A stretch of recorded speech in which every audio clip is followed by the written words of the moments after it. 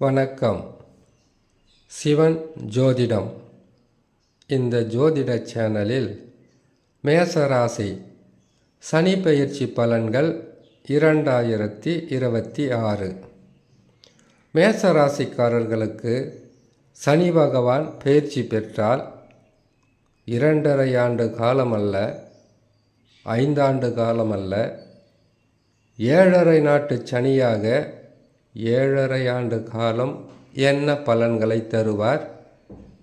சனி பகவான் ஒரு ராசிக்கு 7.5 சனியாக, அர்த்தாஷ்டம சனியாக, கண்டக சனியாக, அஷ்டமத்து சனியாக வரும் காலங்களில் தொடர் கஷ்டங்களும், தொழிலில் முன்னேற்றம் இல்லாத தன்மையும், வியாபாரத்தில் விருத்தி இல்லாத நிலையும், குடும்பத்தில் சந்தோஷங்களை குலைக்கின்ற அல்லது கெடுக்கின்ற நிலையில் செயல்படுவார் என்பது 12 ராசிக்காரர்களுக்கும் தெரிந்ததுதான்.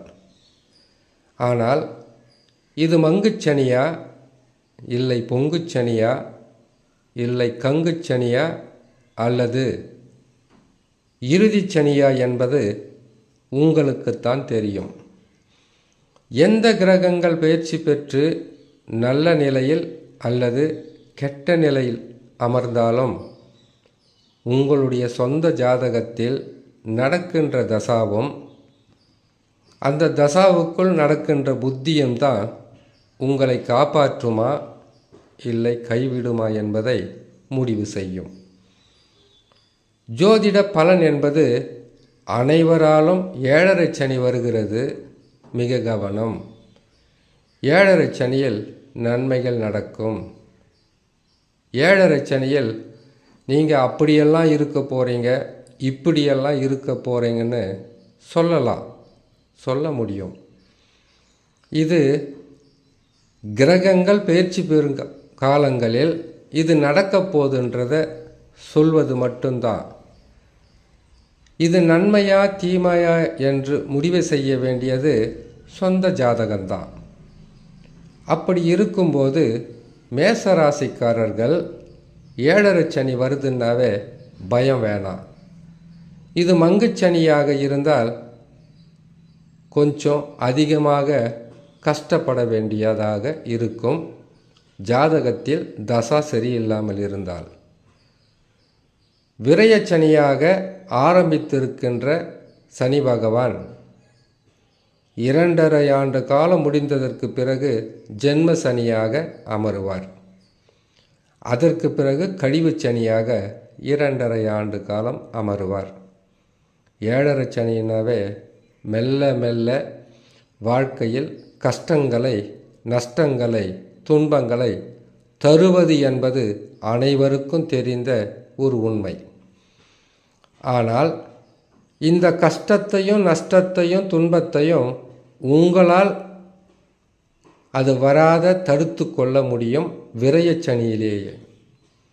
எப்படின்னு கேட்குறீங்கன்னு பார்த்தீங்கன்னாக்கா, விரயச்சனி என்பது விரயங்கள் தவிர்க்க முடியாத செலவுகளாக இருக்கும். அதுதான் விரயம்.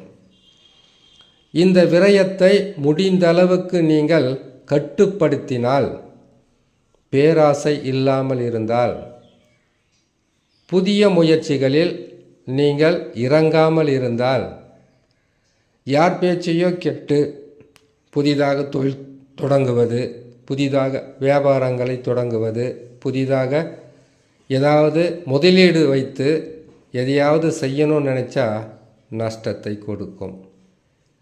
அதுக்கு தான் ஜோதிடர் சொல்லுவாங்க, 7.5 சனி வந்திருக்கு, வீடு கட்ட ஆரம்பிங்க. 7.5 சனி வந்திருக்கு, திருமணம் போன்ற சுப நிகழ்ச்சிகளை செய்துடுன்னு சொல்லுவாங்க. எதுக்காகன்னு கேட்டிங்கனாக்கா, விரயமும் ஆனது போல் இருக்கும், உங்களுடைய பணமும் ஏதோ ஒரு சுப நிகழ்ச்சியை செய்தது போல மன நிறைவை கொடுக்கும்.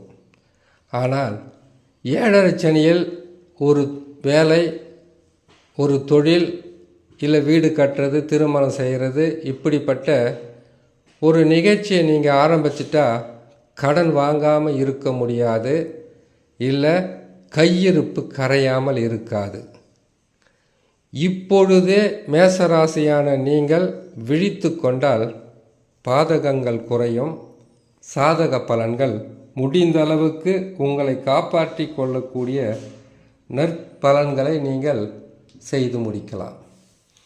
ஆகையால் மேசராசியான நீங்கள் மிகவும் விழிப்புடன் இருந்தால், மிகவும் எச்சரிக்கையுடன் இருந்தால், மிக மிக கவனத்துடன் இருந்தால் வருகின்ற உங்களுக்கு வரப்போகின்ற விரயங்களை தடுத்து குடும்பம், தொழில், உடல் நலம், உங்களுடைய பிள்ளைகள், உங்களுடைய வாழ்க்கையை முடிந்த அளவுக்கு காப்பாற்றி கொள்ளலாம். சனி பகவான் வந்துவிட்டாவே சகட்டு மேனிக்கு கவலைகளும் வந்துவிடும். ஆகையால் மனம் கஷ்டப்படும் போதெல்லாம் அருகில் உள்ள சிவன் ஆலயங்களுக்கு சென்று வருவதும், சனிக்கிழமை தோறும் நவகிரகங்களை சுற்றி வருவதும், எந்த பிரச்சனையாக இருந்தாலும் அமைதி பொறுமையாக இருப்பதும், குலதெய்வ வழிபாடு, இஷ்ட தெய்வ வழிபாடு செய்து வந்தால் பாதகங்கள் குறையும், விரயங்கள் குறையும், சுப நிகழ்ச்சிகள் நடக்கும் என்று சொல்லி இன்னொரு நல்ல பதிவில் உங்களை நான் சந்திக்கிறேன். நன்றி, வணக்கம்.